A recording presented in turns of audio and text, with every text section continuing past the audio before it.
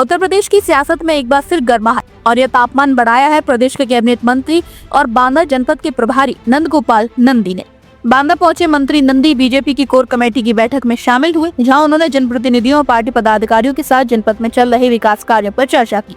लेकिन असली सुर्खियां बटोरी जब उन्होंने मीडिया के सवालों का जवाब देते हुए समाजवादी पार्टी और उसके राष्ट्रीय अध्यक्ष अखिलेश यादव पर सीधा हमला बोल दिया।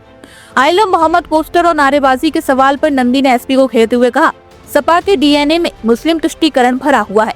झूठी बातें जनता को पसंद नहीं आती। अगर हम कहें कि सपा में सब साधु हैं तो लोग हंसेंगे, लेकिन अगर हम कहें कि वहाँ गुंडे हैं तो सब लोग मान जाएंगे। नंदी यही नहीं रुके, उन्होंने अखिलेश यादव की राजनीति को मुगलिया सोच से जोड़ते हुए कहा, अखिलेश यादव को हिंदुस्तान की सभ्यता और सोच से कोई मतलब नहीं है।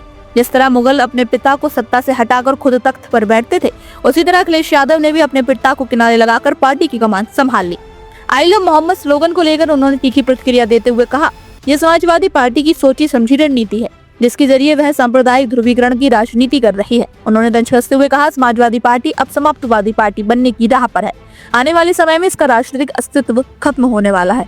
नंदगोपाल नंदी ने प्रदेश की कानून व्यवस्था पर भी बयान दिया और कहा, आज उत्तर प्रदेश में पूरी तरह कानून का राज है। कोई भी व्यक्ति अगर कानून को हाथ में लेगा तो उसे किसी भी हाल में बख्शा नहीं जाएगा। देखिए,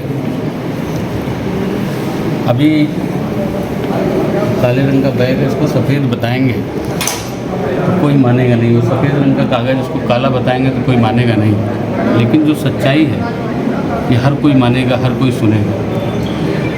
अगर हम कहें समाजवादी पार्टी में सब साधु महात्मा हैं तो लोग हंसेंगे। अगर हम कहें गुंडे हैं तो कहेंगे ठीक कह रहे हैं। सपा के डीएनए में ही मुस्लिम तुष्टीकरण भरा हुआ है।